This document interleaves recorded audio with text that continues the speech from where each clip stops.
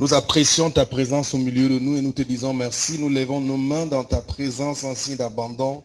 Nous voulons te dire merci. Merci d'être notre Père. Merci d'être toujours présent. Merci infiniment pour ces temps de repos dans lesquels tu nous introduis. Merci pour le grand amour que tu nous portes et que tu manifestes lorsque tu sacrifies pour nous Jésus à la croix. Merci pour le sang versé. Merci pour les victoires que tu nous accordes au quotidien. Merci de nous multiplier. Merci infiniment, Seigneur, de nous donner, de nous imposer malgré l'adversité. Merci pour la vie que tu nous donnes. Merci pour les prières exaucées et pour chacune des révélations que nous recevons de toi, qui est comparable à toi. Seigneur, élève-toi que tous les yeux te voient. Élève-toi et que ta gloire soit révélée dans le précieux nom de Jésus-Christ de Nazareth. Tu te lèves et les ténèbres sont dissipées. Glorifie-toi, Seigneur. Ce soir encore, touche l'entendement des uns et des autres quand ta parole va être libérée. Révèle-toi à nous au nom de Jésus-Christ, le demandons-nous. Amen. Assois-toi. Nous bénissons le Seigneur. Nous lisons dans Matthieu chapitre 26.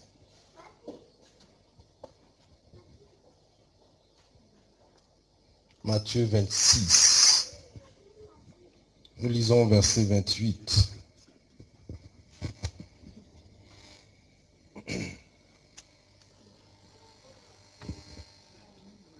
Je prie le Seigneur de toucher ton entendement ce soir, que tu puisses recevoir la parole de Dieu. Vous avez très souvent en semaine, c'est pour ceux qui veulent aller en profondeur dans la parole de Dieu.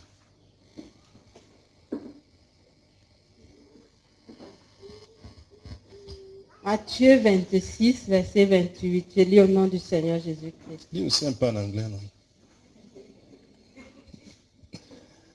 Oui, vas-y. Car ceci est mon sang, le sang de l'alliance, qui est répandu pour plusieurs pour la rémission des péchés. Amen. Amen. Quand on parle de rémission des péchés, on parle aussi de pardon des péchés. Amen. Quand on parle de rémission des péchés, on parle aussi de ôter le péché.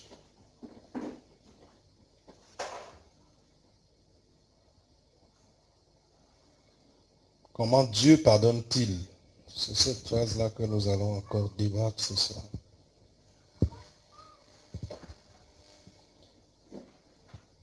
Éphésiens chapitre 1, verset 7. On parle du pardon des péchés ou pardon des offenses ce soir.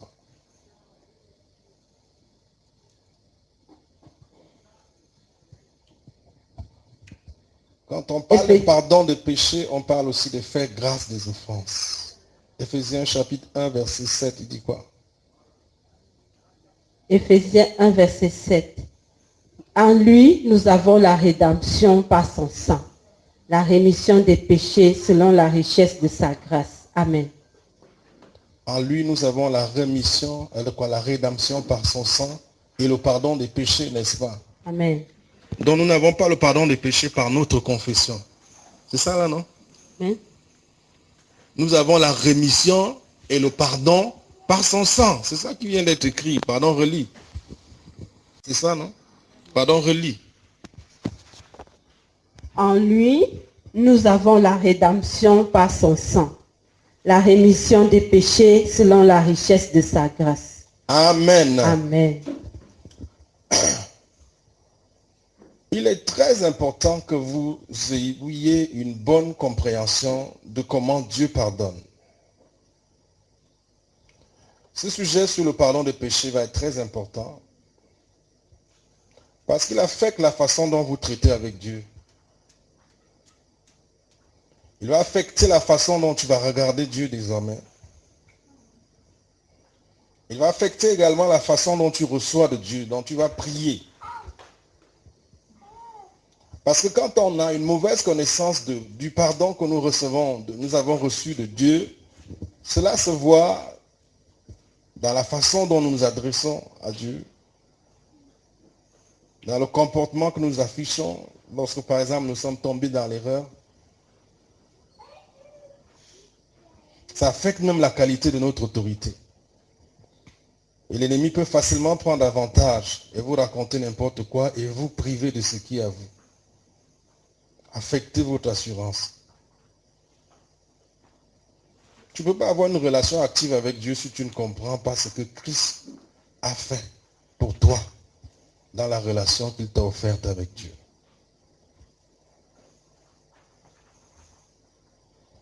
Vous savez, la façon dont Dieu traite du péché dans l'Ancien Testament va être totalement différente de la façon dont Dieu va traiter de la question du péché. Quand vous observez bien dans les évangiles. Et aussi, vous commencez à voir les différences du traitement de la question du péché dans les épîtres. Même dans le livre de Actes. Est-ce que vous êtes là? Dans l'Ancien Testament, par exemple, lorsque vous commencez d'Exode à Malachie, vous allez voir que pour que la question du péché soit traitée et pour que l'homme puisse avoir une relation saine avec Dieu, beaucoup de conditions vont être posées, exigées à cet homme-là. Nous venons de lire un premier texte où Jésus parle dans Matthieu chapitre 26. Il dit, ceci est le sang de la nouvelle alliance qui va être versé pour la rémission de vos péchés.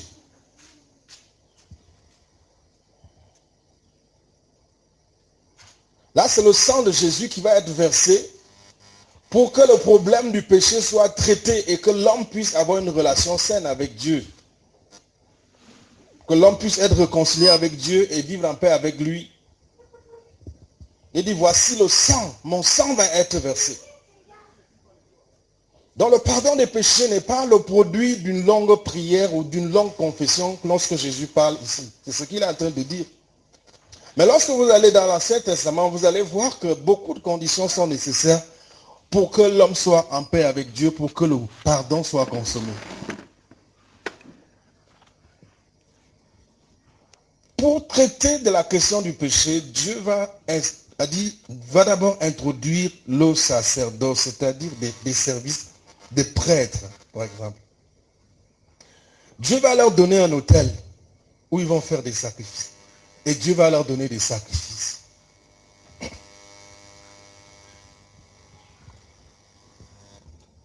Donc, Dieu met sur place toutes ces pratiques dans le but de traiter de la question du péché.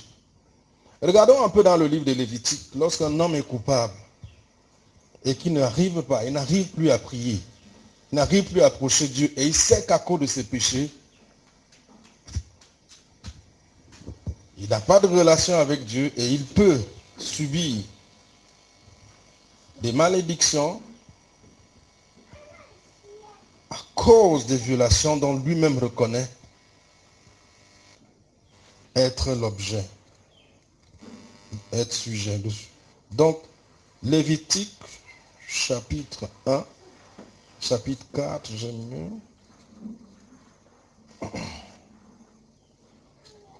Lisons un peu Lévitique, chapitre 4, à partir du verset 27 jusqu'au verset 30. Jusqu'au verset 31. Lévitique. Lévitique, chapitre 4, verset 27 à 31. Si c'est quelqu'un du peuple qui a péché involontairement, D'abord on dit involontairement. Vas-y. Si c'est quelqu'un du peuple qui a péché involontairement en faisant contre l'un des commandements de l'Éternel des choses, voilà. Vas-y.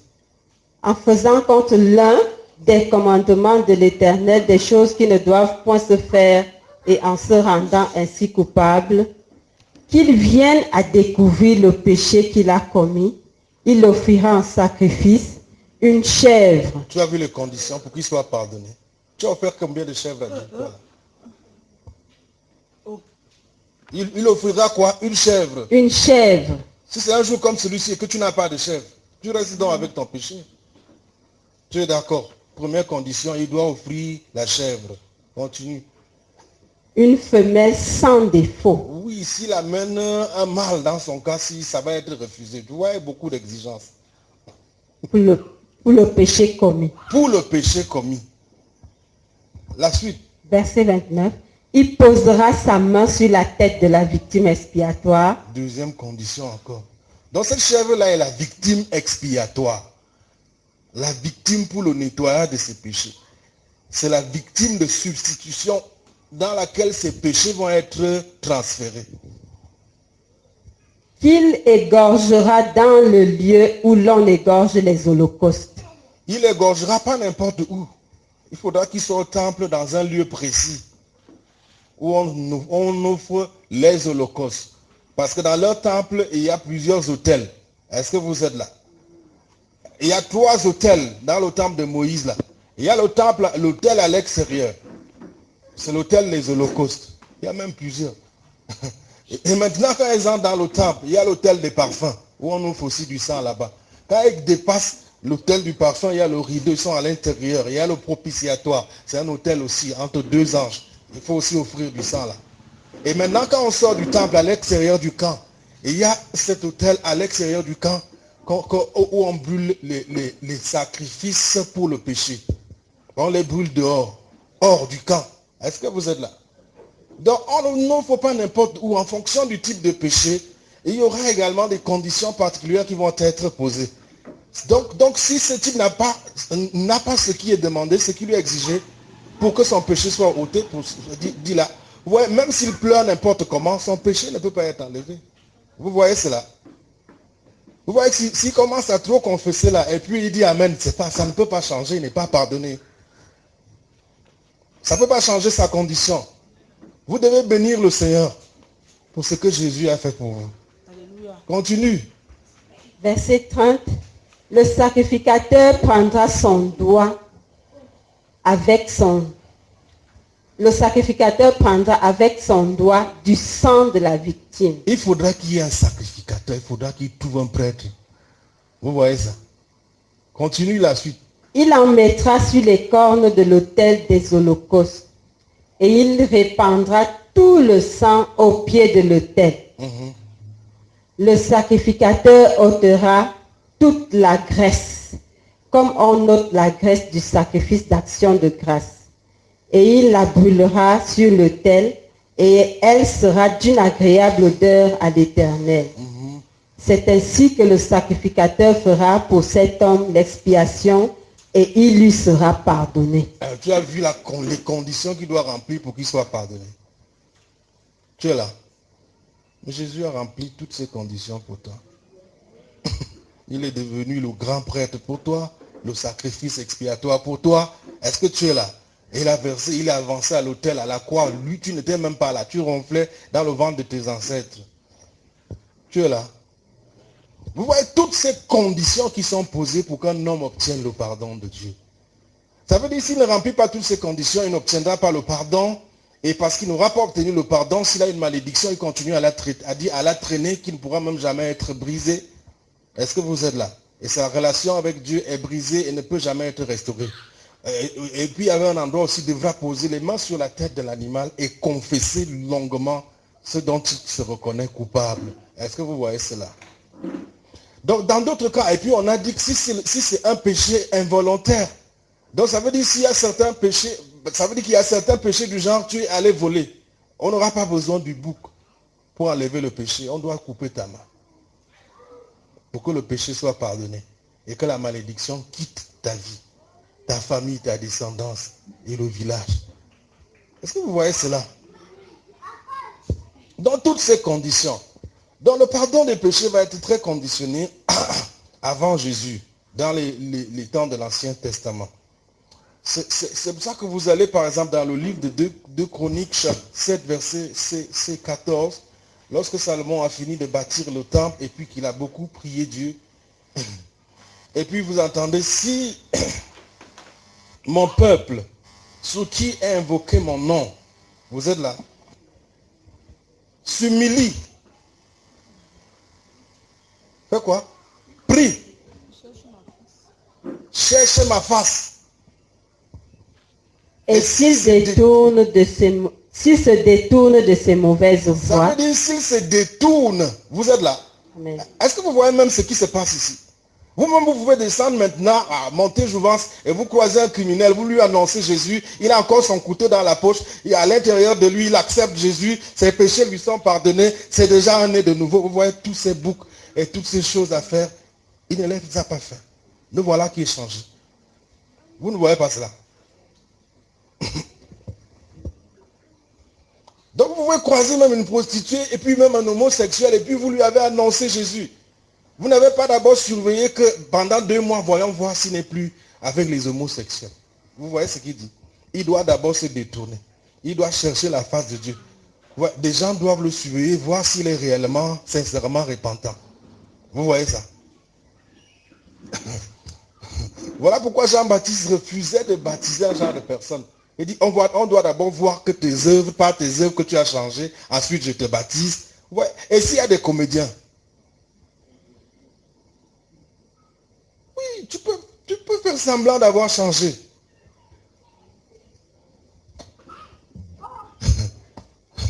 Est-ce que vous êtes là?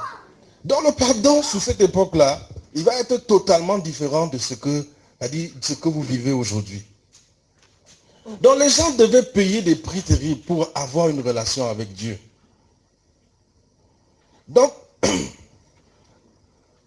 il était nécessaire que ça se passe à un lieu précis, au temple. Il fallait donc qu'il y ait des prêtres, il fallait qu'il y ait un sacrifice, il fallait qu'il y ait quoi?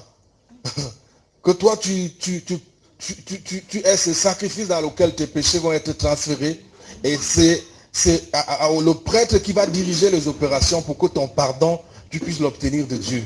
Tu vas donc maintenant confesser tes péchés. Attention, n'oublie rien. Tu confesses. Est-ce que tu es là?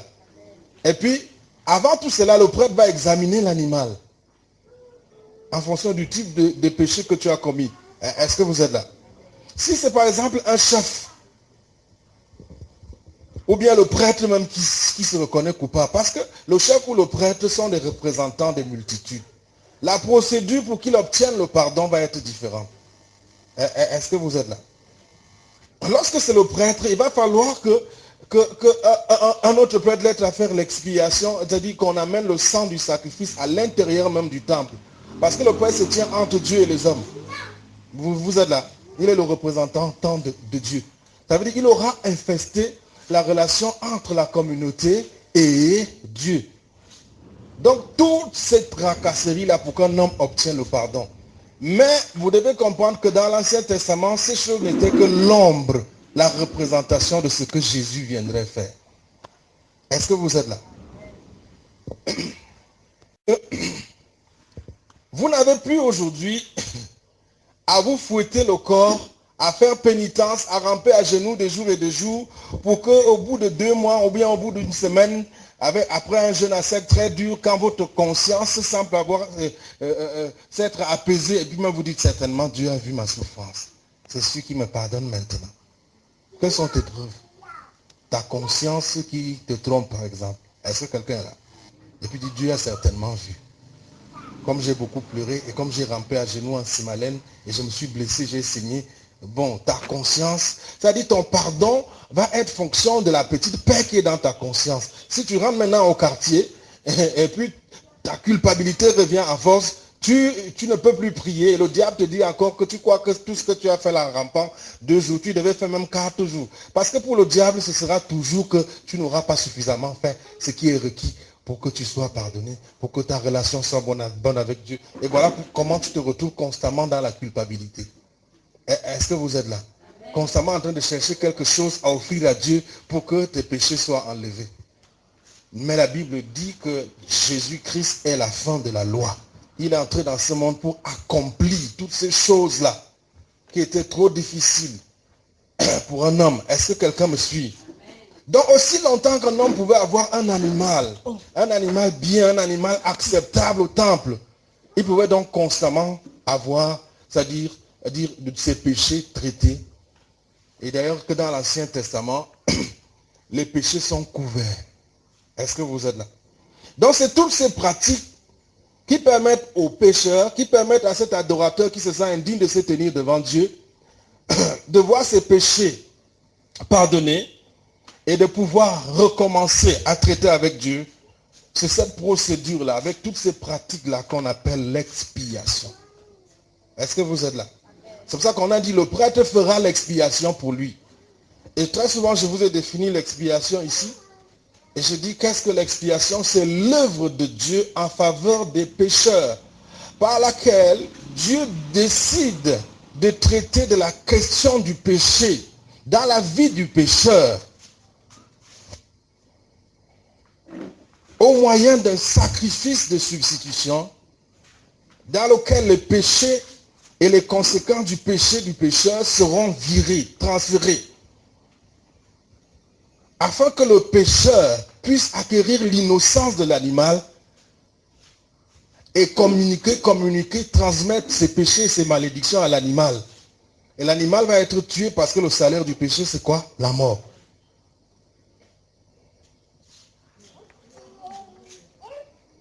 Donc l'animal paye le prix pour que le pécheur vive. Dès que l'animal est mort, le prêtre regarde le pécheur et lui dit, tu n'es plus coupable, tes péchés te sont pardonnés parce que l'animal a été accepté. Est-ce que vous êtes ici? Maintenant, le pardon des péchés dans les évangiles va également trouver, vous allez également trouver que beaucoup de choses commencent à changer. Quand Jean-Baptiste arrive et commence à prêcher le pardon, Jean-Baptiste est un homme de l'Ancien Testament, donc il vient prêcher d'abord aux hommes de l'Ancien Testament, et il a la mentalité de l'Ancien Testament. Toutes ces prédications exigent trop de conditions à tous ces gens qui viennent se faire baptiser pour qu'ils soient baptisés. Ça s'appelle le baptême de la repentance. Est-ce que vous êtes là? Ils doivent se repentir, prouver que réellement ils se sont repentis. Ensuite, Jean-Baptiste les amène dans l'eau. Ils doivent confesser lourdement leurs fautes. Donc vous allez voir que le phénomène de la confession des péchés, pour que le pardon soit rendu possible, va être très très poussé dans l'Ancien Testament. C'est une condition indispensable. Est-ce que vous êtes là? Maintenant, vous commencez à réaliser que Jésus, il agit d'une manière qui va frustrer même les pharisiens.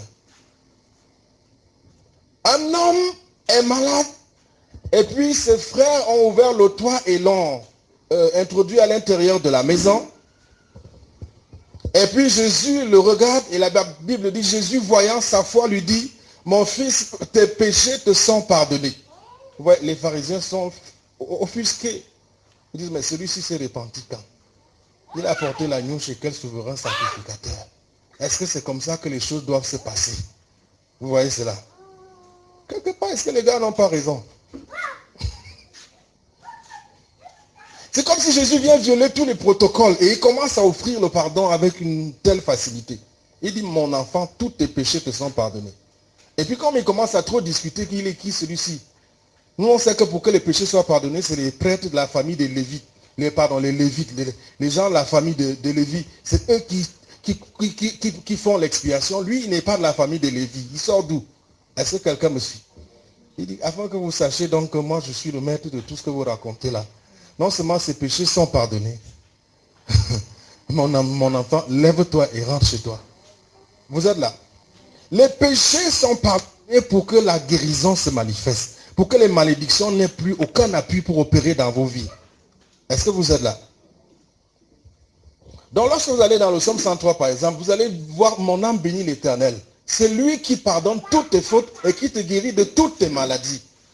Donc parce que les maladies, le diable et toutes ces choses sont venues à cause du péché. Si Jésus enlève à la malédiction les causes qui l'ont amené là, vous voyez, la malédiction perd sa puissance. Est-ce que vous êtes là? Et maintenant quelqu'un va me demander, mais Jésus lui-même, il a enseigné ses disciples, il a dit, quand vous priez, dites Père, que ton nom soit sanctifié et pardonne-nous nos offenses comme nous pardonnons à ceux qui nous ont offensés. Vous voyez cela? C'est Jésus lui-même qui a enseigné.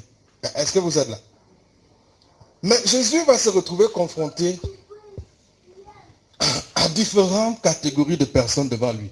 Et puis dans les évangiles, nous ne sommes pas encore a dit, personne n'est encore né de nouveau. Vous êtes là. C'est des hommes naturels et c'est des hommes qui sont sous la loi. C'est une époque transitoire. Vous êtes là. Christ n'est pas encore mort, donc personne n'est né de nouveau. Donc parfois, il doit traiter avec les pharisiens, avec ces gens qui se vantent tellement de la loi. Et souvent, très souvent, lorsque les gens se vantent tellement de la loi et ils sont devant Jésus, Jésus va leur donner la loi. Est-ce que vous êtes là? Afin de les amener à comprendre que sous le fonctionnement de la loi, aucun d'eux ne peut être sauvé. Il dit, pardonne-nous nos offenses comme nous pardonnons. Ça veut dire qu'il donne déjà une condition pour que le pardon vienne. Vous n'êtes pas d'accord? Il dit, pardonne-nous nos offenses comme nous pardonnons. Est-ce que vous êtes là? Or, lorsque vous allez voir la femme adultère, qu'on attrape en adultère, vous voyez, elle s'est repentie quand? Elle a confessé quoi à qui quand? Vous ne remarquez pas cela? Regardez par exemple la femme à la perte de sang. Elle saigne depuis 12 ans. Et puis elle est sortie en ville. Elle est venue à une convention, c'est déjà un péché grave dans la loi de Moïse. Donc elle est hors la loi. Et quiconque pêche contre la loi est déjà sous la malédiction. Donc elle est en train d'aggraver son cas sous la loi. Est-ce que vous êtes d'accord? Là voici qui est dehors. Si les pharisiens devaient traiter la question de cette femme, ils devaient lui dire, non seulement tu sais, mais tu es sorti, cela te place sous une malédiction rare, tu dois être lapidé. Mais Jésus ne la regarde pas avec les yeux de la loi. Il ne lui dit pas, femme, ton obéissance t'a sauvé. Est-ce que vous êtes là? Parce qu'elle est en désobéissance de la loi. Et Jésus n'est pas venu abolir la loi. Est-ce que vous êtes là? Mais la Bible dit, Jésus a vu sa foi. Quand tu as foi en Jésus, le pardon t'est accordé. Pourquoi je le sais qu'elle a été pardonnée? Parce qu'elle a été guérie. Est-ce que vous êtes là? Donc, pardonne-nous nos offenses comme nous pardonnons à ceux qui nous ont offensés. Ça ne peut plus se faire après la mort de Jésus.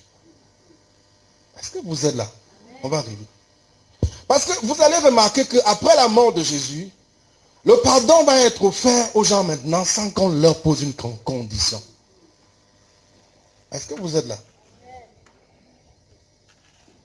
Et depuis le temps que Jésus même est en train de travailler partout à Jérusalem, lorsqu'il voit un homme qui croit en lui, la Bible ne dit pas Jésus voyant son obéissance, la Bible dit voyant sa foi, lui accorde le pardon et la guérison. Donc dès que tu as foi en l'agneau de Dieu, ta foi en celui qui enlève les péchés, ça enlève aussi la maladie. Il enlève ta maladie. La femme n'a même pas attendu que Jésus lui donne la guérison. Elle-même est partie prendre. Elle était guérie. Il dit, si vous vous attendez qu'il vous donne, moi j'ai déjà vu, j'ai foi en lui. Sous la loi, cette femme est sous des malédictions. Sous la loi, cette femme est sous des violations. Parce que la loi ne l'autorise pas à sortir dans son état de ses saignements. Mais elle est dehors. À cause de ces saignements que tout le quartier reconnaît. Elle ne doit même pas toucher qui que ce soit. Mais elle est au milieu d'une multitude. Donc elle porte un coronavirus que tout le quartier connaît depuis 12 ans.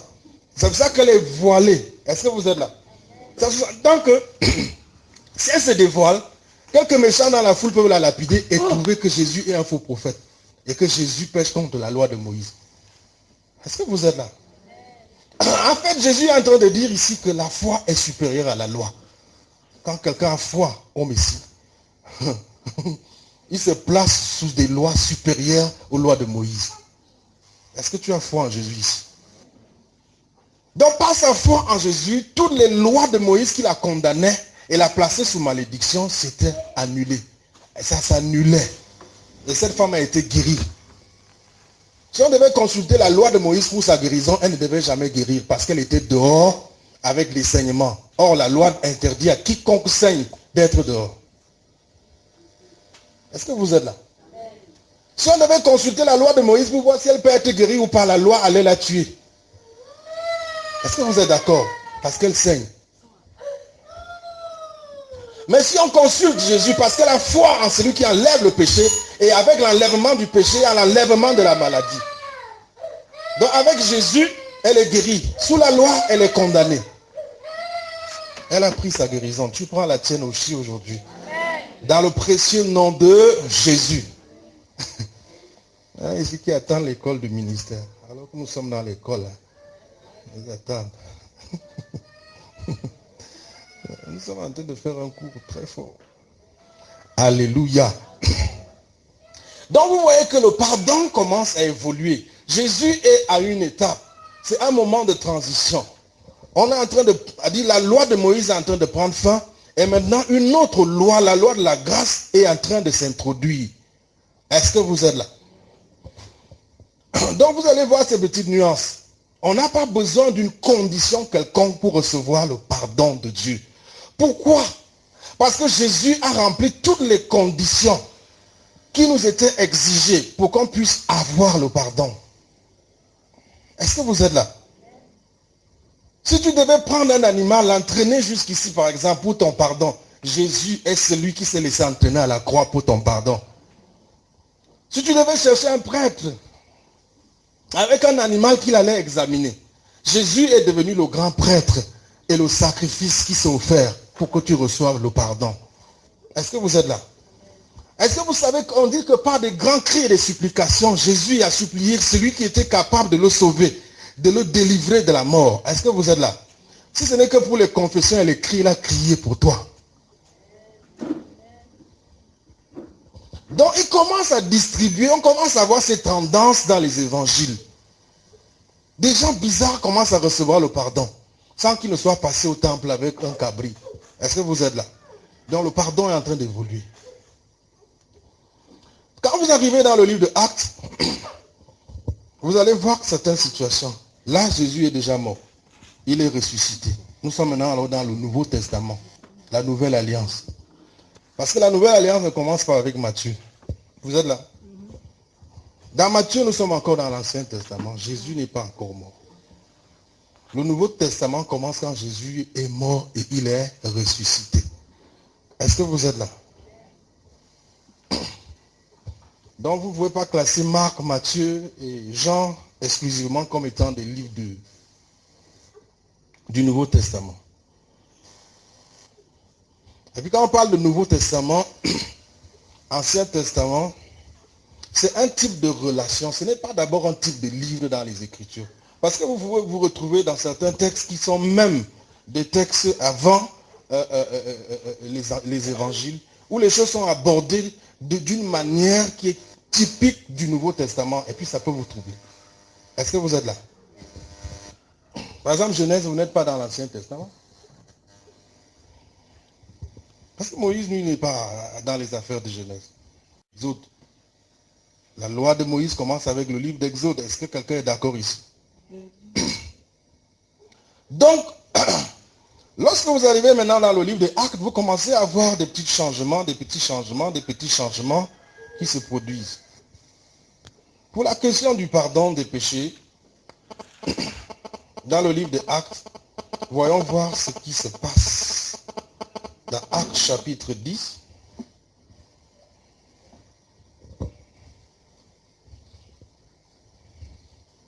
verset 43. C'est Pierre qui prêche.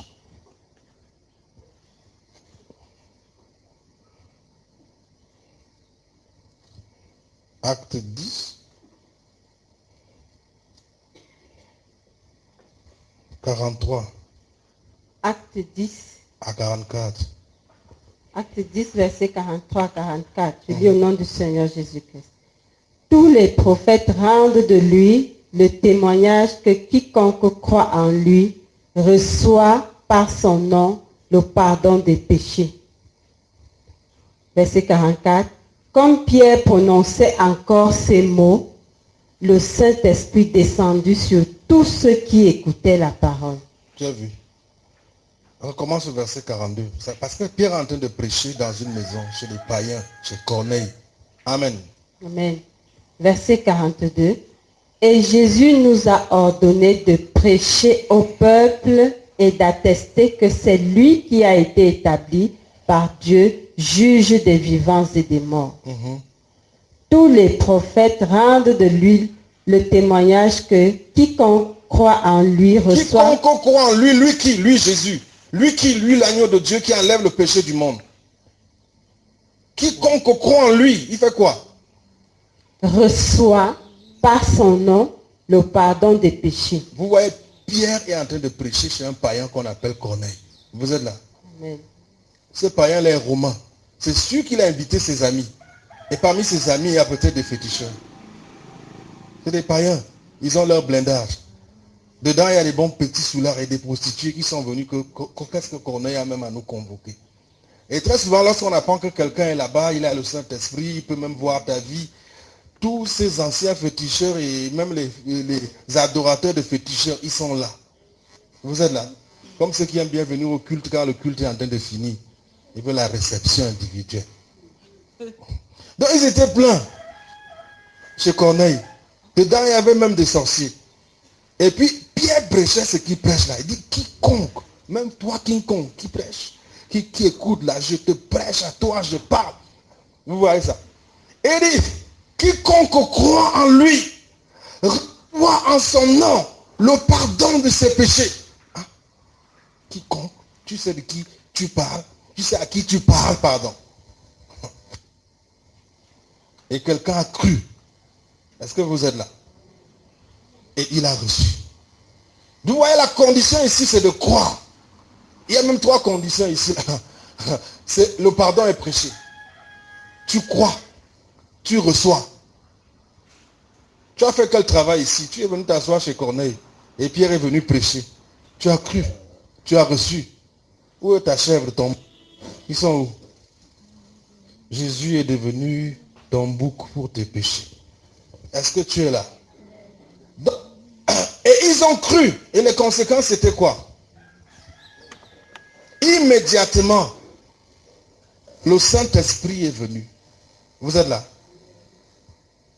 Et ils ont cru. Il n'y avait même pas eu d'appel à l'autel. Parce que parfois, vous croyez que l'appel à l'autel, c'est obligatoire.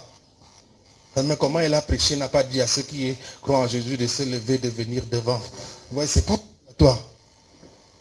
C'est très important, mais là, Pierre ne l'a pas fait. Il dit, pendant qu'il prêchait encore, vous êtes là, le Dieu qui voit les cœurs, voyait des féticheurs, des animistes, capter positivement le message. Il dit, si je crois en ce Jésus, toutes mes fautes me sont pardonnées. Et l'Esprit Saint disait dans les cœurs, oui, toutes. Un adultère disait, je suis encore un adulte. Il dit, toutes les fautes te sont pardonnées. Si tu crois en lui, tu reconnais tes fautes là. Tu crois en lui, toi le pécheur là. Tu es là. Toutes tes fautes te sont pardonnées. Il dit, oh, je crois. Je crois en l'affaire-ci. Et Dieu qui voit les cœurs, tu as vu, quand ils ont cru, le Père Céleste a commencé à les embrasser dans la salle. Le Saint-Esprit les embrassait. Les embrassait. Ils étaient touchés, remplis. Parce que le pardon avait été introduit. Le pardon est entré. Vous voyez, ici, ils étaient en train d'écouter Pierre prêcher. Donc le pardon des péchés ici est une prédication. Le pardon des péchés ici est la bonne nouvelle. Le pardon des péchés ici qu'il prêche, c'est l'évangile. Parce qu'on dit ici que Pierre prêche l'évangile, c'est ça, non? Il n'est pas en train de rappeler aux gens combien méchants ils sont. Il n'est pas en train de leur dire combien Dieu est fâché contre eux à cause de leur faute. Et comment s'ils ne changent pas, ils vont aller brûler en enfer. Il n'est pas en train de leur dire, quittez d'abord tous vos fétiches là. Ce n'est pas ça qu'il prêche. Il n'est pas en train de rappeler à ces gens combien pécheurs ils sont. Parce que chacun d'eux sait qu'il est pécheur. Il est en train de leur exposer la bonté de Dieu. Ce que Dieu a accompli pour chacun d'eux. Et pendant qu'ils écoutent, est-ce que vous êtes là? Pendant qu'ils sont exposés à cela, pendant que quelques sorciers sont exposés à cela, quelques voleurs assis là, parce que tout le monde ne vient pas à l'église pour écouter la parole. Quelques voleurs ont été certainement sauvés ici. Et ils ont reçu le Saint-Esprit. Et ça a énervé les pharisiens. Comment celui-ci veut déjà prêcher aux gens? Hier, il était encore ceci, et maintenant, il parle maintenant, et on parle du Saint-Esprit, c'est trop facile. Nous, on a beaucoup jeûné. Vous êtes là. J'ai pris ma première communion. Puis se vante de toutes ces choses. Et puis il n'a pas Dieu. Le gars a simplement cru en Jésus. Demande à ton voisin, est-ce que tu crois en Jésus? Reçois donc le pardon pour tes fautes. Crois et reçois. Voyez, ce pardon, ce n'est pas le pardon de tes fautes d'hier. C'est toute ta vie que l'agneau a pris en lui. Est-ce que quelqu'un me suit? Parce que ceux qui en Israël allaient pour le pardon de leurs péchés avec un animal, chaque fois qu'ils allaient avec cet animal, vous voyez, ça couvrait leurs péchés pendant 1 an. Toute leur vie de péché pendant 1 an était couverte devant Dieu. Est-ce que vous êtes là? Or, le pardon que Dieu vous a accordé en Jésus, ce n'est pas le pardon de votre vie passée. Vous êtes là? C'est toute votre vie. Les choses d'hier, c'est de maintenant et c'est de demain. Parce que vous n'étiez même pas né quand Christ est mort et qui vous a offert ce pardon. Vous êtes là? Vous avez affaire à un agneau éternel. Et vous, le temps qui vous est donné est une petite portion d'éternité. Est-ce que vous êtes là? Donc votre temps pendant lequel vous vivez ne signifie rien comparé à la longévité de Jésus. C'est un agneau éternel. Est-ce que vous êtes là? Donc votre vie à ses yeux ne sait pas si ça représente même 1 seconde. Donc tous vos péchés de cette seconde de vie qui vous est donnée de monter et descendre sur la terre, il a absorbé cela et ça lui a coûté une mort douloureuse. Il dit ceci est le sang de la nouvelle alliance qui va être scellé pour la rémission de vos péchés. Voici l'agneau de Dieu qui enlève le péché du monde. Est-ce que quelqu'un du monde était ici? Il dit crois en lui et ton péché, ta vie de péché est enlevée devant lui et il te déclare pardonné. Pas pour quelques heures. Est-ce que quelqu'un est ici?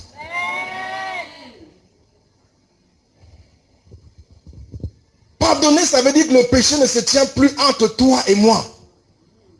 Lorsque Israël amenait cet animal, chaque année, pour obtenir le pardon de Dieu qu'on appelle le jour des expiations, vous voyez, pendant 1 an, ils obtenaient une rédemption. Le sang de l'agneau, le sang du sacrifice de cet animal leur obtenait une rédemption de 1 an. Pendant 1 an, toute leur vie était couverte devant Dieu. Donc l'animal a emporté les péchés de toute l'année d'Israël dans son corps. Donc vous n'avez pas besoin de dire à Jésus tous les jours, chaque fois que vous êtes dans l'erreur, oh Seigneur, reviens, meurs encore tout à l'heure là, s'il te plaît. Vous êtes là. Ça chauffe dans la ville. Donc vous voyez ce genre de choses. Quand je dis il ne pose pas de conditions, il faut que les gens croient. Et quand ils ont cru, ils reçoivent le pardon. Lisons maintenant dans Actes chapitre 13.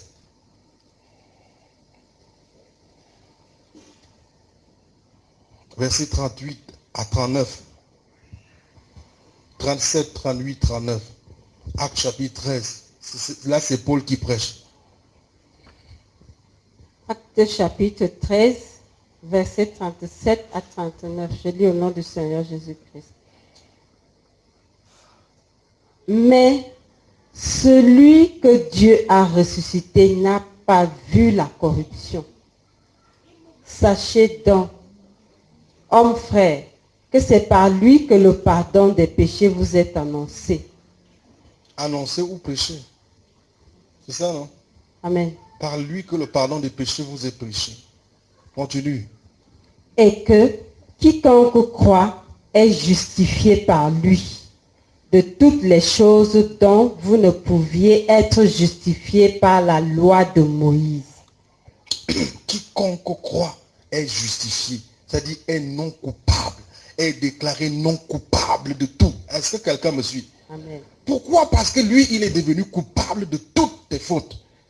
Il a pris toute ta vie de péché. Et il a porté la culpabilité de toute ta vie de péché. Et toute la colère de Dieu contre toute ta vie de péché s'est abattue sur lui. Quand il est mort, c'est ta vie de péché qui mourait devant Dieu. Est-ce que quelqu'un suit? Donc, rien ne se tient plus entre Dieu et moi. Tout ce qui se tenait entre Dieu et moi, qui m'empêchait, qui aurait pu m'empêcher d'avoir une relation avec Dieu, Jésus a pris cela. Et ça lui a coûté une mort douloureuse. Aujourd'hui, quand Dieu me regarde, il me regarde lavé par le sang de Jésus. Pas pour quelques heures. Pour combien de temps? Pour combien de temps? Il y en a qui répondent très timidement. Ils ne sont pas convaincus. Ils ne sont pas très convaincus. Amen. Acte chapitre 10. On va toujours revenir tout. On est à Acte chapitre 13. Vous êtes là? Mais maintenant, quand vous lisez certains textes ici, toujours dans le livre de Actes, vous avez l'impression qu'il y a contradiction. Parce que Pierre commence à prêcher au début du livre de Actes, il pose encore des conditions aux gens pour qu'ils reçoivent le pardon. Regardons dans Actes chapitre 2.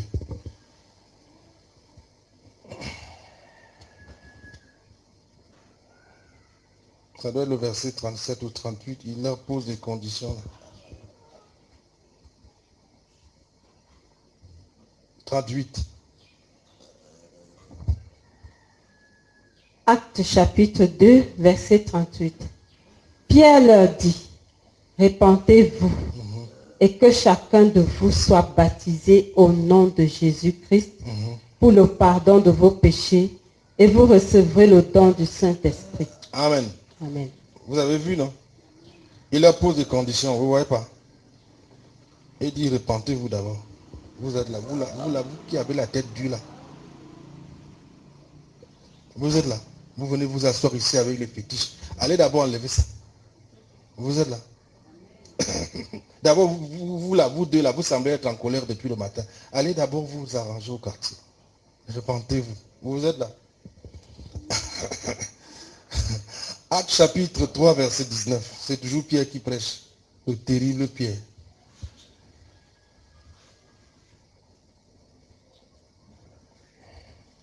Acte chapitre 3, verset 19. Répentez-vous donc et convertissez-vous pour que vos péchés soient effacés. Vous avez vu, il leur pose toujours les conditions. Répentez-vous, convertissez-vous. Se convertir, c'est déjà changer d'abord pour que vos péchés soient pardonnés. Vous voyez, ça c'est la mentalité de Jean-Baptiste. Et vous voyez, le livre de Actes ici encore à ses débuts. Donc, Jésus vient à peine de partir. Les gens comme Pierre ne sont pas encore bien assis dans le message de l'évangile. Est-ce que vous êtes là? Vous allez voir que progressivement, le message de Pierre va changer. Acte chapitre 5, verset 30 à 31. C'est toujours Pierre. On est en train de poursuivre Pierre.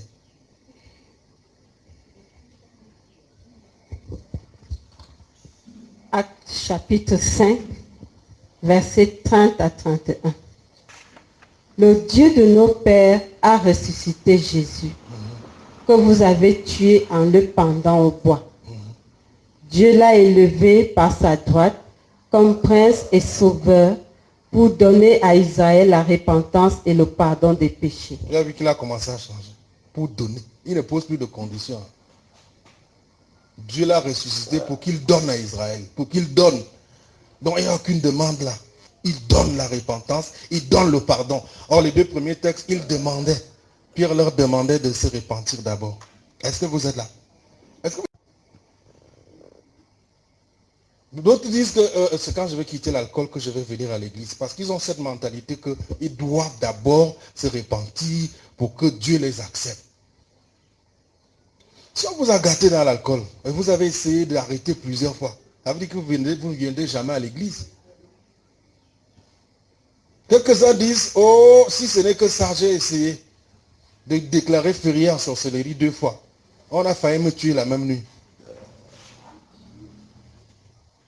Mon corps s'est envolé seul. Pourquoi vous croyez que nous autres, on n'essaye pas? Donc, comme je suis perdu, que je reste donc perdu. Comme je ne peux pas me convertir, je ne peux pas me repentir. Vous voyez les déclarations des gens. Est-ce que vous êtes là? La prostituée aurait pu dire à Jésus, comme je ne peux pas quitter la vie de prostitution, la vie d'adultère, autant mieux, tu oublies. Est-ce que vous êtes là? Du sang de ses péchés, elle a vu la bonté de Jésus qui a provoqué sa repentance. Dans l'Ancien Testament, il faut d'abord se repentir de ceci, cela, pour gagner le pardon comme une récompense. Est-ce que vous êtes là? Dans le Nouveau Testament, c'est tout à fait le contraire. C'est la bonté de Dieu qui se manifeste à vous dans votre méchanceté et qui vous pousse à la conversion. Quand vous allez dans le livre de Actes, par exemple, pour l'annoncer, la parole de Dieu à ces gens avec plein de fétiches chez eux. Vous êtes là. Il n'a dit à personne d'aller enlever les fétiches. Mais quand ils ont dit oui à Jésus, eux-mêmes sont rentrés dans la maison. La magie qu'ils affectionnaient, ils n'étaient plus intéressés. Eux-mêmes, ils prenaient leurs fétiches. Ils venaient brûler en public. Est-ce que vous êtes là?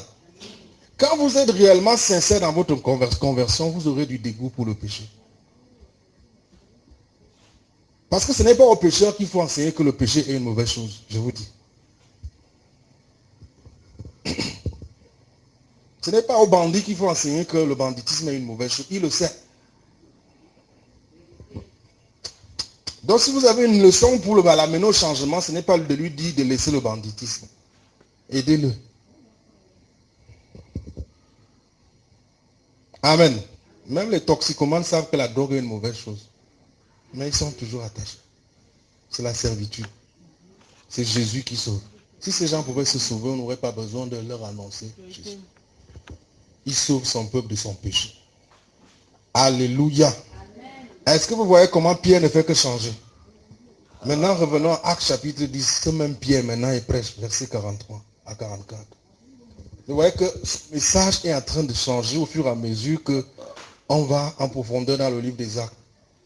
Au fur et à mesure que certainement, il médite. Parce que, vous voyez, lui-même se répand en vous au fil des années, au fil des mois.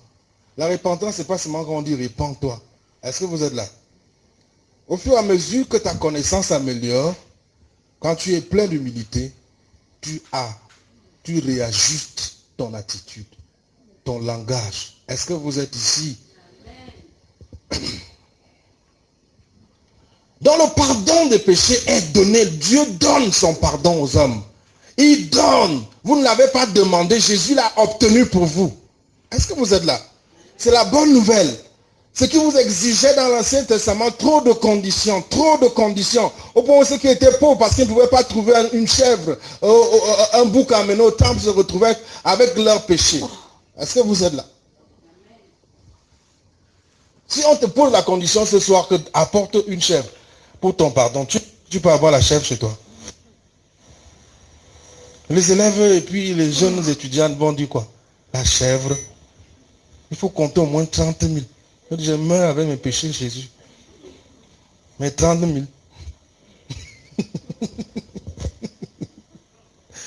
Mais 30 000. Et si tu es un chef, comme le père en cours, on dit un taureau, tu dois compter même 207 000. Tu dis, autant mieux je reste avec mes péchés. Et chaque fois où tu dois le faire. Donc le pardon n'était pas l'affaire des pauvres. Ça coûtait cher. Vous êtes là. Les pauvres meurent donc avec leurs lèpres et leurs problèmes. Jésus a accompli ces choses pour toi. Et tes fautes te sont pardonnées. Lis, s'il te plaît, tu devais lire. Actes chapitre 10, versets 43-44. Je lis au nom du Seigneur Jésus-Christ. Tous les prophètes rendent de lui le témoignage que quiconque croit en lui reçoit par son nom le pardon des péchés. Quiconque croit en lui reçoit en son nom le pardon des péchés. Est-ce que tu crois? Tu reçois. Est-ce que tu es là? Amen. Donc comment Dieu pardonne-t-il alors? Grâce à ce que Christ a fait.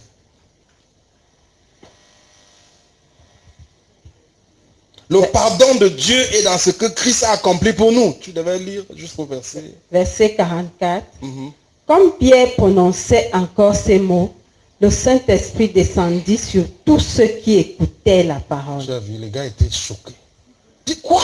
Qu'est-ce que Pierre raconte? Nous, c'est comment on doit souffrir pour obtenir le pardon. Qu'est-ce qu'il raconte? Il ne peut pas mentir. Le pardon nous est donné par Dieu, donné. Pas besoin de trop pleurer, de monter des salles et de se blesser, de faire pénitence. Pierre, tu dis la vérité. Et dis oui. Quiconque croit, reçoit. Il ne dit pas recevra, il dit reçoit là maintenant. Donc ce pardon-là s'obtient lorsque tu crois en Jésus. C'est ta foi en Jésus qui te procure ce pardon. Donc ce pardon est une grâce. C'est un don. C'est un cadeau du ciel que Jésus nous a obtenu grâce à ce qu'il a accompli pour nous. Est-ce que quelqu'un me suit? Il a accepté se tenir devant Dieu comme les animaux de l'Ancien Testament se tenaient au temple. Est-ce que quelqu'un me suit? Il a dit pour les péchés de cet homme, toute sa vie de péché, oh Dieu, parce que ta parole dit le salaire du péché c'est la mort, le salaire du péché c'est la condamnation, le salaire du péché c'est l'enfer. Seigneur, je préfère subir, prendre sur lui mes péchés, ses péchés. Je prends sur moi, pardon, ses péchés. À cause de ses péchés, il devait aller en enfer, laisse-moi aller purger la peine de l'enfer pour lui. À cause de ses péchés, il devait vivre sous malédiction, laisse-moi prendre sur moi ses malédictions. Est-ce que quelqu'un me suit? Et quand Jésus est mort, c'était pour que tu ne meurs plus de cette mort-là. Il a été maudit pour que tu sois délivré de toute malédiction. Il a connu l'enfer pour que tu ne connaisses plus l'enfer. Donc il a connu toutes ces choses en ton nom, comme ton représentant. Donc quelque part tu as déjà payé le prix pour toutes tes fautes. Comment ça? En Jésus. Je dis souvent aux gens, si tu prends quelqu'un d'aller faire le baccalauréat pour toi au Tchad, parce qu'il fait le bac au Tchad, qu'il pack le bac au Tchad pour toi, tu as passé le bac. Vous êtes d'accord? Jésus a affronté l'enfer pour moi, donc j'ai déjà affronté l'enfer. Je n'affronterai plus l'enfer 2 fois. Jésus a connu toute la colère de Dieu qui m'était réservée à cause de mes fautes. Donc Dieu n'est plus en colère contre moi. Je suis en paix avec Dieu. Je suis justifié devant Dieu. Devant Dieu, je suis saint et sans reproche. Par son sacrifice, il m'a acquis un pardon, pas pour quelques heures, mais un pardon pour toute la vie. Le péché ne se tiendra plus jamais entre Dieu et moi. Où sont passées alors toutes ces fautes? Est-ce que Dieu va approuver donc toute ma mauvaise vie? Est-ce que quelqu'un me suit? Voilà les bonnes questions à se poser. C'est aussi pour ça que le Saint-Esprit est là. Pour vous aider à comprendre ces choses. Quand tu as dit oui à Jésus, quelque chose est mort en toi. Parce que la mort que Jésus a subie, c'était ta mort. La mort de ta vie de péché, de ta nature pécheresse. Cette nature-là est morte. C'est pour ça qu'une nouvelle nature est venue. Et on dit aujourd'hui que tu es né de nouveau. Tu es une nouvelle création. La vie éternelle est en toi. La mort éternelle qui était en toi, la mort, la Christ l'a pris en lui. Est-ce que quelqu'un me suit? Il a subi cette mort. Il a absorbé cette mort. Il a supporté cette mort pour que tu ne meurs plus de cette mort-là.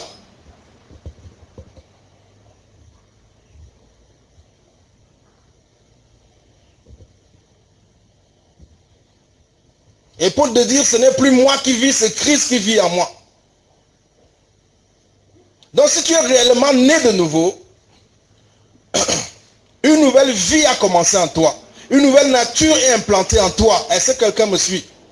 Cette mort-là de la nature pécheresse est ton héritage en Christ. Christ est installé en toi et va commencer maintenant à te donner du dégoût pour toutes ces choses qui avaient du goût pour toi hier. Parce que cette vie nouvelle, cette nature nouvelle vient avec le caractère de Dieu. C'est la nature de Dieu. Dieu vient s'installer en toi pour t'enseigner ta nouvelle vie, pour te donner sa nouvelle vie. Tu dois reconnaître cette vie nouvelle, tu dois avoir foi en cette vie nouvelle. La foi, c'est croire en l'invisible, croire en ce que Dieu dit qu'il a fait à l'intérieur de toi. Et qu'est-ce qu'il a fait à l'intérieur de toi? Il a enlevé l'homme ancien et l'a mis un nouvel homme. Dis avec moi, j'ai la vie éternelle. Parce que vous allez dire, mais il prêche comme ça, là, ça veut dire que nous, on se lance dans tout ce qu'on veut. Est-ce que quelqu'un me suit? Lance-toi dans tout ce que tu veux. Si la police t'attrape, tu vas aller au ciel, mais tu vas d'abord faire la prison. Tu es là? Parce que parfois vous dites, non, mais on peut donc se lancer dans tout ce qu'on veut. Lance-toi dans tout ce que tu veux. Va prendre le mari de Truy. Si la femme de la maison te tue, tu vas au ciel. Tu es là? Vous croyez que c'est comme ça là? Lance-toi dans le désordre et cope d'un VIH et ça te ronge le corps correctement. Le péché n'est jamais une bonne chose pour qui que ce soit. Le désordre n'avantage personne.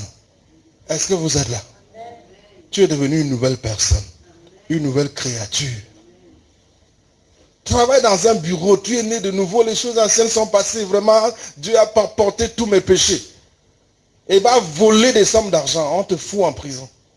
Né de nouveau de ton état, tu seras en prison. Il y a les lois. Est-ce que vous êtes là? Tu ne tenteras pas le Seigneur ton Dieu. Alléluia. Est-ce que la grâce est bien? La Bible dit dans Tite chapitre 2, verset combien? 11, que cette grâce-là, elle nous enseigne à fuir, à fuir les mauvaises choses. Alléluia. Toutes tes fautes te sont pardonnées. Lisons un texte quelque part dans 1 Jean chapitre 2 qui parle de Jésus. Versets 1 à 2.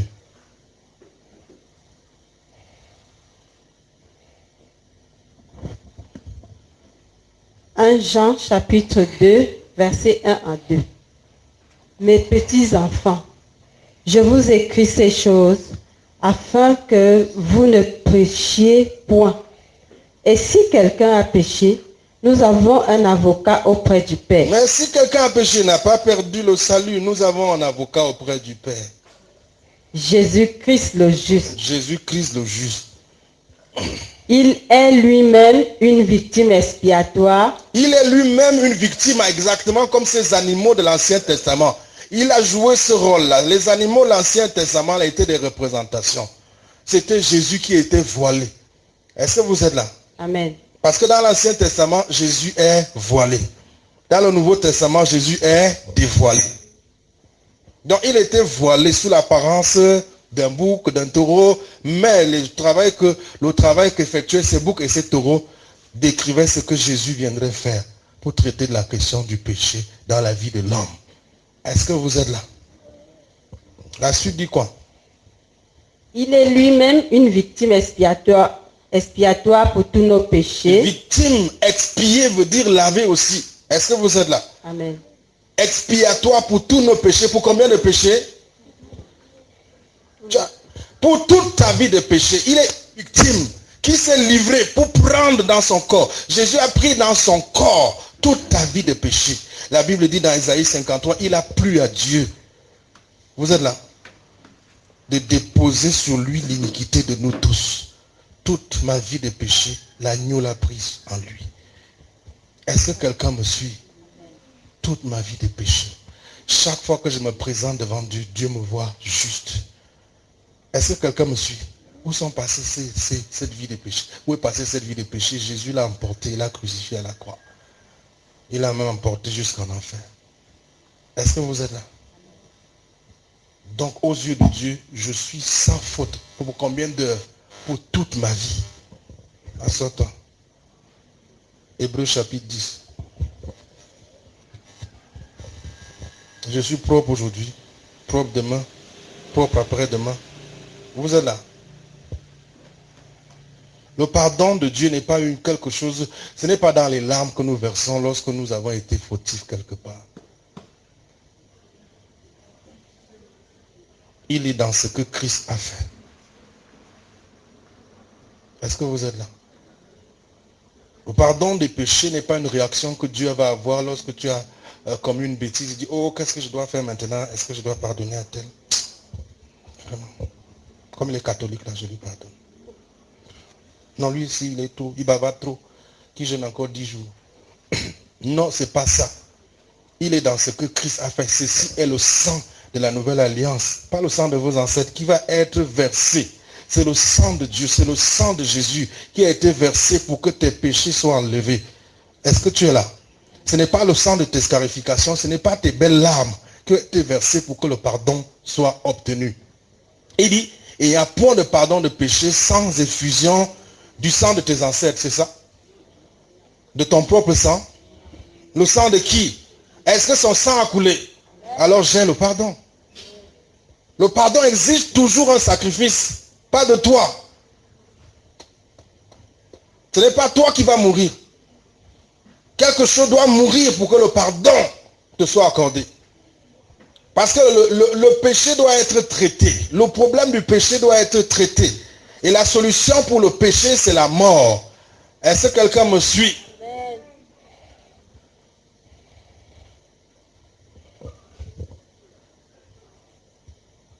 Hébreux chapitre 10. On est en train de conclure la fin.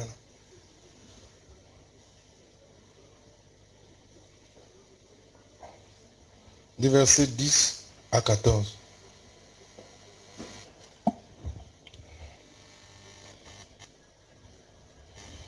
Hébreux 10, du verset 10 au verset 14. C'est en vertu de cette volonté que nous sommes sanctifiés par l'offrande du corps de Jésus-Christ une fois pour toutes. Offrande du corps. Il a offert son corps en sacrifice pour ton nettoyage, pour ta sanctification. Tu suis ça? Amen. Une fois pour combien de fois? Toutes. Une fois pour toutes. La suite. Et tandis que tout sacrificateur fait chaque jour le service et offre souvent les mêmes sacrifices qui ne peuvent jamais ôter les péchés. Lui, après avoir offert un seul sacrifice pour les péchés, s'est assis pour toujours à la droite de Dieu, attendant désormais que ses ennemis soient devenus son marchepied. Car par une seule offrande, il a amené à la perfection pour toujours ceux qui sont sanctifiés. Il les a amenés à la perfection par quoi? Par une offrande. L'offrande de quoi? De son corps. Il a sacrifié sa vie. Il a pris ses péchés, nos péchés dans son corps. Et à cause de nos péchés dans son corps a connu la maladie. Son corps a porté les malédictions. À cause de nos péchés en lui, il est allé en enfer. Comme un criminel, alors qu'il n'avait jamais commis un péché. Mes péchés sont donc allés en enfer. Mes péchés sont allés à la croix. Et qui les a portés? C'est Jésus. Donc parce que pendant que vous les voyez en moi, Dieu les voit crucifiés. Est-ce que vous êtes là? Amen. Dieu lui me voit parfait. Autant mieux te voir comme Dieu te voit. Parce que la façon dont tu te vois, je ne sais pas si tes analyses sont vraies. Si Dieu te dit, voici, je te vois rouge, vois-toi rouge. Même si quelqu'un d'autre, tes yeux te disent, tu es bleu. Tu es là. Dieu lui voit clair. Pardon, personne selon la chair. Le verset C12 disait, 14 disait quoi? Car par une seule offrande, il a amené à la perfection pendant 1 an. Okay. Ceux qui sont à sanctifier. Donc il m'a amené à la perfection pour toujours. Hébreux 9, verset 28. Verset 26 à 28. Hébreux 9, verset 26 à 28. Autrement, il aurait fallu qu'il eût souffert plusieurs fois depuis la création du monde. Tandis que maintenant, à la fin des siècles, il a paru une seule fois pour abolir le péché par son sacrifice. Il a apparu une fois pour abolir le péché par quoi? Par son sacrifice. Ou bien par vos confessions. Ou bien par votre pénitence. Il a apparu pour abolir nos péchés par quoi? Par vos confessions. Par son sacrifice. Pour abolir nos péchés par votre repentance.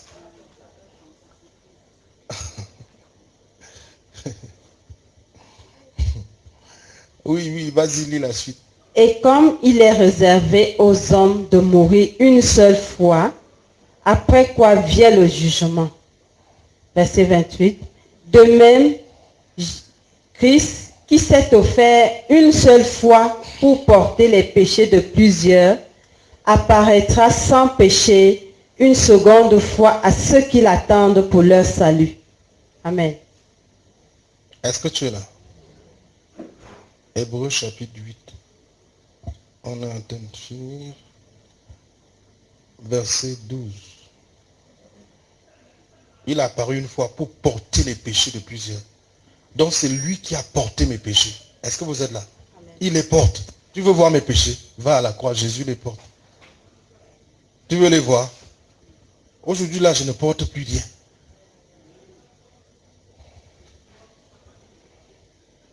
Si tu les vois en moi, c'est que tu vois mal. Dieu les voit à la croix, crucifiés. Moi-même, je les vois à la croix. Toi, tu vois mal. Lis. Hébreux 8, verset 12. Parce que je pardonnerai leurs iniquités et je ne me souviendrai plus de leurs péchés. Ça, c'est le passage qui choque les gens. Dieu ne se souvient plus de mes fautes. Parce qu'il y a eu un temps où il s'en est souvenu. Il s'est souvenu de toutes mes fautes. Il les a vues en Jésus. Est-ce que quelqu'un me suit? Toute ma vie de péché, Jésus l'a porté sur lui. Ça lui a coûté une mort douloureuse. Jésus a été jugé à cause de mes fautes. Voilà pourquoi quand Dieu me regarde aujourd'hui, il ne me juge pas. Est-ce que quelqu'un me suit? Il me regarde en fonction de Jésus. Et la Bible dit tel il est, tel je suis. Tel il est, lui qui? Lui qui? C'est pour ça que je peux dire merci Seigneur, tu m'as tout pardonné. Tu as tout enlevé. Tu as tout pris. Et cela t'a coûté une mort douloureuse. C'est pour ça que comme moi, je reçois la délivrance de toutes les malédictions. Grâce à ce que Christ a accompli. Qu'est-ce qu'il a accompli? Il a pris mes fautes. Qu'est-ce qu'il a accompli avec mes fautes? Il a subi ma mort. Qu'est-ce qu'il a accompli avec mes fautes? Il a subi mes malédictions. Qu'est-ce qu'il a accompli avec mes fautes? Il a connu l'enfer. Et quand il est ressuscité, c'est parce qu'il a reçu une vie nouvelle. Cette vie nouvelle, il a reçu pour moi. Tu es là. Si un gars pas composé le bac pour toi au Tchad et il reçoit un prix là-bas, tu reçois le prix. Il t'appelle, j'ai reçu un prix. Dis-le ça, c'est mon prix. J'ai reçu le prix, c'est moi qui t'ai envoyé. Voilà, vous êtes là. C'est nous qui avons envoyé Jésus à la croix. Donc tout ce qu'il obtient là-bas, c'est pour nous. Ce sont nos péchés qui l'ont envoyé à la croix, non? Nous avons tout fait, nous avons fait le dossier. Toute la contribution. Le dossier qu'il a conduit à la croix, qui a composé le dossier là? L'acte dont les ordonnances nous condamnaient, qui l'a porté? Les malédictions qui étaient dedans, ça venait d'où? Du ciel ou bien d'un homme sur la terre-ci? Alors, et il est parti composer, il a remporté la victoire. Pour qui? Pour moi. Il a vaincu la mort. Pour qui? Pour moi. Donc j'ai vaincu la mort. J'ai vaincu la malédiction. Je refuse d'être sous l'oppression. Jésus a été oppressé bien qu'il n'ayant commis aucun péché à cause de mes péchés. Aujourd'hui, je suis libre de la liberté de Jésus. Libre à cause de sa justice. La Bible dit, celui qui était sans péché, pour moi, il est devenu péché. Vous voulez voir mes péchés? Jésus est devenu péché pour moi. Et en lui, aujourd'hui, je suis juste devant Dieu. Non coupable. Ouh là là, que le Saint-Esprit nous aide. Oui. À force de marteler ça dans ta tête, ça va entrer. Quand je me tiens, je commence à prier. Je suis un gars propre. Pas pour quelques heures. Est-ce que vous êtes là? Je suis tellement propre que je n'ai pas envie de m'asseoir là où c'est sale. Parce que quand tu es conscient de ta propreté, tu ne veux pas t'asseoir là où c'est sale. Tu es là. Mais quand tu portes un vieux jean sale, donc tu es conscient qu'il est sale, tu veux t'asseoir partout. Tu vas en bordure du quartier, là, sur les murs, tu t'assois. Donc je ne suis pas un pauvre pécheur. C'est pour ça que les gens continuent à s'asseoir dans les saletés, parce qu'ils sont pauvres pécheurs.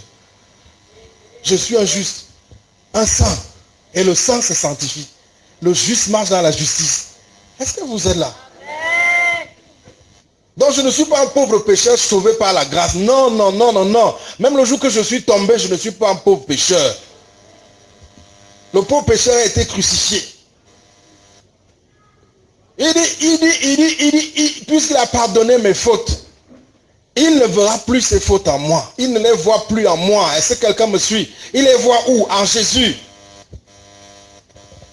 L'acte que Jésus a posé, c'est un acte éternel. C'est exactement comme si Jésus est à la croix maintenant.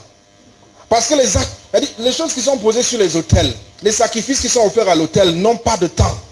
Même si on a offert un sacrifice à l'autel dans ta famille depuis 7 générations, ça continue à parler exactement comme si c'est maintenant qu'on offre ce sacrifice-là. Donc c'est de voir comme si Jésus est mort il y a 2000 ans. Vois-le maintenant à la croix pour toi, avec tes péchés maintenant. Et toi, tu es maintenant là avec sa justice. C'est parce que nous voyons les choses avec des décalages. Où sont tes péchés? Ils sont en Jésus. Est-ce que vous êtes là?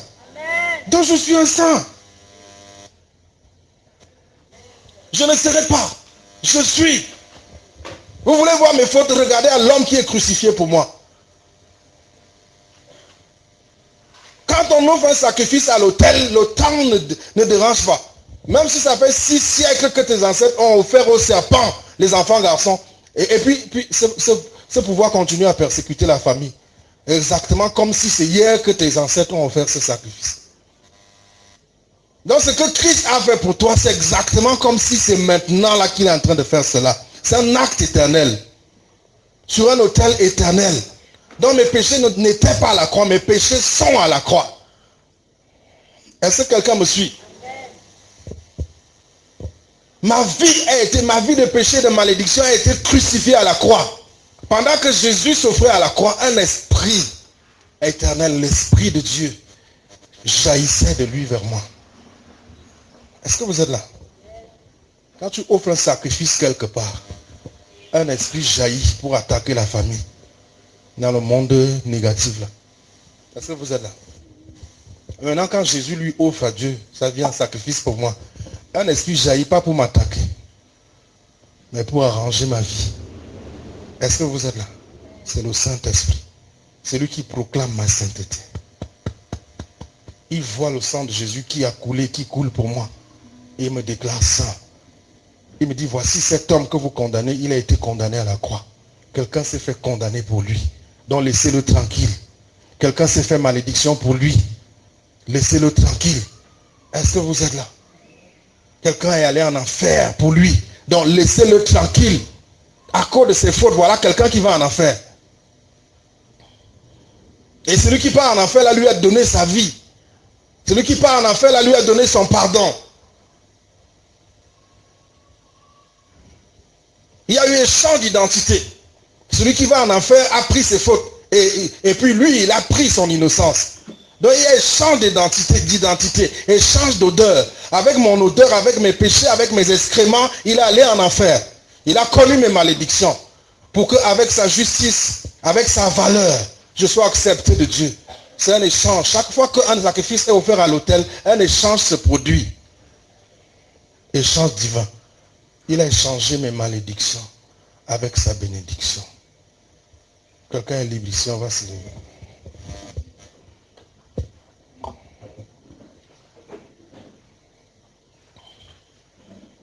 On va continuer à répondre à tes questions. Je veux qu'on aborde ces questions avant qu'on ne parle de la guérison divine. Nous sommes déjà dans la mouvance de la Pâque. On continuera à enseigner comme cela jusqu'à ce qu'à la Pâque là, tu te fasses consacrer apôtre. Alléluia. Prions pour qu'on trouve le temps de voir différence entre Ancien et Nouveau Testament. Quelqu'un a mal à la poitrine ici, il vient de guérir. Chaque fois que nous exaltons Christ pour ce qu'il a accompli pour nous, la puissance de la croix se manifeste. C'est ça qu'on appelle prêcher la croix en réalité. Quelques-uns vont avoir mal au dos et à la poitrine, 3 personnes. C'est à cause de ceux qui quittent leur corps aujourd'hui. Donc, les prophètes rendent de lui ce témoignage que quiconque croit en lui reçoit en son nom le pardon pour toutes ses fautes. Est-ce que tu peux croire en celui qui est devenu un homme afin de t'offrir une relation avec Dieu? Il s'est identifié à tout homme. Il s'est identifié aux pécheurs et il a lié une alliance avec Dieu. Dans le but que tout ce qu'il obtiendrait dans cette alliance avec Dieu devienne l'héritage de quiconque parmi les hommes va croire en lui. Afin d'offrir à tout homme qui peut croire en lui tout ce qu'il a obtenu de son Père par l'alliance qu'il a scellée avec son Père.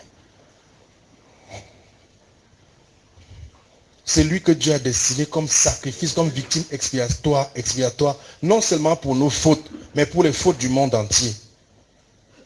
Est-ce que vous savez que Jésus est allé à la croix pour les fautes du monde entier, pour enlever les fautes du monde entier devant Dieu? Est-ce que vous êtes là? Le monde entier est pardonné devant Dieu, mais les gens vont en enfer parce que, peut-être ils n'ont pas entendu le message. Ou encore deux, ils ont entendu le message, ils ont rejeté. Or, il faut accepter l'agneau de Dieu pour que le péché du monde soit enlevé. Ça a déjà été enlevé. Lorsqu'un homme du monde a foi, vous êtes là, le pardon lui est donné. Donc ce don-là est suspendu sur la tête de chaque homme. Lorsque les hommes vont en enfer, ce n'est pas de la faute de Dieu. C'est parce que nous ne leur avons pas annoncé que Dieu n'a plus rien contre eux. Tout ce que Dieu avait contre le monde, Jésus a pris cela sur lui.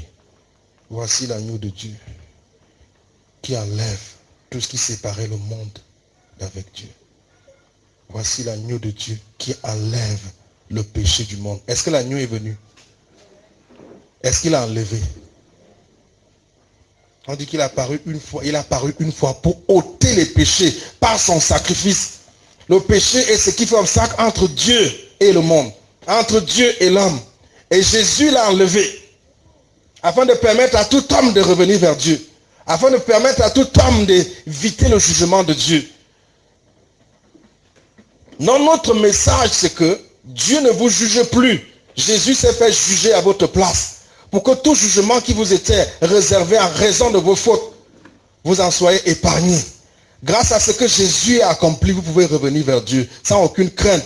Croyez en Jésus et recevez le pardon. Croyez en Jésus et recevez le pardon. La Bible dit que Dieu était en Christ, réconciliant les hommes avec lui et n'imputant point aux hommes leurs fautes. 2 Corinthiens 5, verset 19. Donc il n'est pas là pour imputer aux hommes leurs fautes, pour dire aux hommes, toi tu es fautif, toi tu es sorcier, toi tu es bandit. Ce n'est pas ça l'évangile. Est-ce que vous êtes là?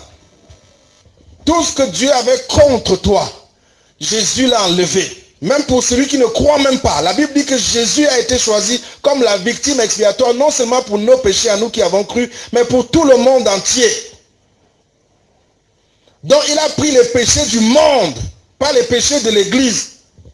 Tous les péchés du monde, tout ce que Dieu pouvait reprocher à ce monde, Jésus l'a absorbé dans son corps éternel, dans son corps. Le Tout-Puissant dans un corps de chair, le Tout-Puissant incarné. C'est-à-dire, il a pris toutes ces fautes-là, les fautes de l'humanité, et ça a causé sa mort. Mais les fautes de l'humanité n'étaient pas supérieures à sa vie, à sa puissance, à son amour. Il les a toutes absorbées et il n'est pas mort. Comme pour montrer qu'il est supérieur à toutes tes fautes rassemblées. Et il a dit, je donne ma vie. Même les péchés du monde rassemblés ne peuvent pas tuer Jésus. Jésus est plus grand que toutes les fautes de l'humanité. C'est pour ça qu'il dit, Père, je donne ma vie. Même quand il est sur le point de mourir, il est au contrôle. Parce que tes fautes ne peuvent pas le contrôler. L'immensité du péché de l'univers ne peut pas contrôler la grâce de Dieu. Elle est une personne. Et cette personne est éternelle. Et son nom c'est Jésus. Les péchés du monde sont morts quand Christ est mort. Aujourd'hui, quiconque dans le monde va entrer au ciel s'il accepte Jésus. Il entre. Dites aux hommes que Dieu leur a tout pardonné. Que la vie éternelle est offerte à quiconque peut croire. Ça, c'est la bonne nouvelle. Si tu es dans cette salle, tu n'avais pas dit oui à Jésus. Tu es en train de faire une erreur. Jésus t'aime. Et il n'y a pas d'autre Dieu en dehors du seul vrai Dieu, Jésus de Nazareth. Et il n'y a pas d'autre salut en dehors de Jésus. Tu as besoin de Jésus. Et aujourd'hui, si tu entends sa voix, n'endurcis pas ton cœur. Ouvre ton cœur ce soir et dis-lui, viens dans mon cœur. Dieu veut t'embrasser ce soir. Ton Créateur veut te ramener dans la présence pour laquelle tu as été créé pour vivre. Permets à Dieu de te ramener à lui. Ouvre-lui ton cœur. Tiens ton offrande. Merci pour la croix, Seigneur. Amen. Si tu crois que Jésus t'a pardonné, si tu as reçu son pardon, reçois également la guérison. Il dit, afin que vous sachiez que le Fils de l'homme a le pouvoir de pardonner les péchés des hommes, mon fils, prends ton lit et marche, rentre chez toi. Donc voilà pourquoi je décrète toute malédiction brisée. Le même prix qui a été payé pour que le pardon me soit offert, te soit offert, est le même qui a été payé pour que la guérison me soit donnée. Gratuitement, nous avons été pardonnés et gratuitement aussi nous recevons la délivrance. Reçois la délivrance. Reçois-la dans tes os. Reçois-la dans ton sang. Reçois-la dans tes nerfs. Reçois-la dans tes organes. Tout joug satanique qui pesait sur toi est brisé. C'est brisé. C'est brisé. Donc demain, je veux qu'on commence à aborder la guérison divine. Je veux qu'on parle tellement de ce que Christ a accompli pour vous au point que vous ayez la paix à l'intérieur de vous. Et que vos combats soient facilités. Dans le précieux nom de Jésus. Les dents viennent de guérir. Et il y a 3 personnes qui souffrent de dents ici qui viennent de guérir. Les entrailles s'ouvrent dans 2 cas ici. 2 cas. L'une de ces personnes a la trompe droite qui est très oppressée depuis 16 jours. Et cette trompe est guérie. 3 malédictions d'hypertension s'en vont. Et il y en a qui expérimentent les ballonnements de ventre ici. C'est 8 personnes qui sont délivrées de problèmes de ballonnement de ventre. 4 sont délivrées de constipation. Une a mal dans le flanc droit ici. Tu viens de guérir. Dans le précieux nom de Jésus. Les yeux guérissent dans 5 cas. Les hypertendus là, je déclare la guérison. Peu importe le nom de l'oppression, reçois la délivrance. Reçois la délivrance. Tu as assez longtemps été oppressé. Tout pouvoir qui t'oppressait meurt. Ce pouvoir meurt et sort. Toute forme de sorcellerie qui s'amusait sur ta vie. Dans le nom de Jésus, parce que tel il est, tel tu es. Je dis cette sorcellerie-là est neutralisée. Elle est balayée.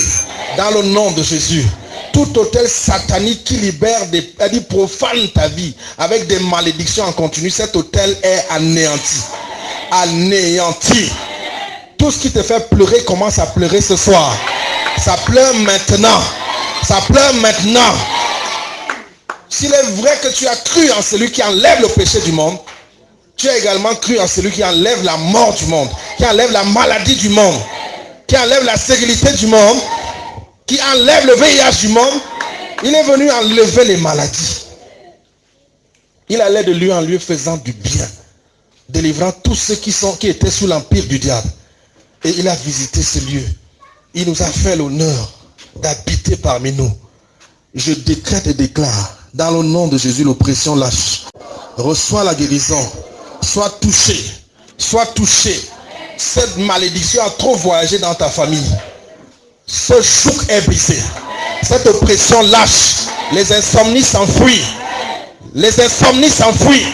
Je te couvre du précieux sang de Jésus. Je te couvre du précieux sang de Jésus. Que 1000 tombent à ta droite, 10 000 à ton côté, tu ne seras pas atteint. Toute âme forgée contre toi est de nul et de nul effet. Et quiconque se ligue contre toi tombe sous ton pouvoir. Il tombe sous ton pouvoir. Je décrète la chute de tout pouvoir qui t'a longtemps combattu. Toute chose qui a prétendu être un homme fort pour régner dans ta vie, c'est-à-dire régnant dans ta vie, oppressant ta vie, humiliant ta vie, cet homme fort tombe maintenant. Cet homme fort tombe maintenant. Il tombe maintenant. Il tombe maintenant. Celui qui a paralysé ta vie de prière, t'empêche de louer Dieu, t'empêche d'ouvrir ta bouche. Ce pouvoir lâche et meurt. Ce pouvoir lâche et meurt. Ce pouvoir lâche et meurt. Il a dit au sujet de ce jeune homme, tes péchés te sont pardonnés. Prends ton lit et va chez toi. Je dis à quelqu'un au sujet de quelqu'un ici, puisque tu as cru en son pardon. Il a dit, quiconque quoi reçoit en son nom le pardon. Et pendant que Pierre prêchait encore, le Saint-Esprit est descendu. Et pendant que nous prêchons encore, le Saint-Esprit t'embrasse. Jéhovah Rapha descend dans ta vie et enlève les maladies. Je dis, Jéhovah Rapha, enlève tes maladies. Je décrète l'abondance. Je décrète l'abondance. Je décrète l'abondance. Quoi que ce soit qui était assis sur ta vie pour t'oppresser, ce truc chute. Ce pouvoir chute. Ce pouvoir chute. Le joug de Satan est brisé de ton corps, brisé de tes épaules, brisé de ta maison. Et je commande à ce pouvoir de lâcher. Je commande à ce pouvoir de lâcher. Cet esprit de mort te lâche. Qui a juré que ton sang n'allaitera jamais. Je brise la malédiction. Et je chasse cette stérilité. Je chasse l'improductivité. Qui a juré que tu n'auras jamais d'emploi. Je brise la malédiction. Je brise la malédiction. Je brise la malédiction. Et je décrète l'ouverture de l'emploi. Cette maladie qui n'en finit pas. Ces oppressions qui n'en finissent pas. La malédiction est brisée. Cette constipation lâche. Ces insomnies lâchent. Je décrète la vie. Je décrète la vie. Tout ce que l'ennemi a tué dans ta vie reprend vie ce soir. Ça reprend vie ce soir. Ça reprend vie ce soir. Dans le nom de Jésus.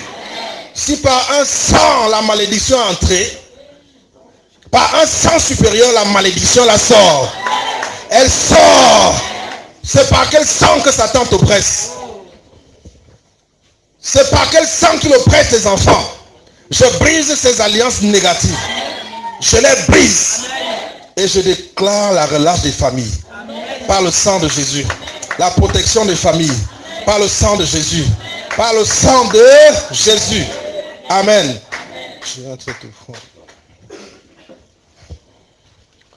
Père, voici mon offrande. Dis avec moi, Père, voici mon offrande. Je suis venu t'honorer. J'ai entendu ta parole. J'ai reçu ton pardon. Merci de l'amour que tu me portes. Et du prix, du merveilleux prix que tu as payé pour moi. Reçois et sanctifie ce que je t'apporte. Dans le nom de Jésus-Christ. Merci de m'avoir tant aimé. Merci de m'avoir tant aimé. Les fautes me sont pardonnées. Toutes les maladies sont vaincues. Merci de m'avoir lavé par ton sang. Et de m'avoir donné ta vie. Ta nature. Merci Père. Dans le nom de Jésus. Amen. Amen. Que le Seigneur te bénisse. Nous avons rendez-vous demain. Nous sommes toujours en train de poser la question, par quel sang? Amen. Nous sommes en train de célébrer la Pâque. Nous sommes dans une saison très sensible. Une saison ordonnée par le Seigneur. Le Seigneur a donné les fêtes à son peuple. Il a demandé à son peuple d'apprendre à fêter ces moments-là. Donc nous sommes déjà dans la mouvance de Pâques. Voilà pourquoi on va beaucoup parler de ce que Christ a accompli pour nous. Demain, c'est à partir de 17h. Nous allons encore proclamer la parole de Dieu. Demain, et nous allons encore expérimenter certainement beaucoup de miracles. Quand tu repars ce soir, invite quelqu'un parce que demain, on veut prendre de la vitesse. Que le Seigneur te bénisse. Dans le nom précieux de Jésus-Christ de Nazareth. Amen.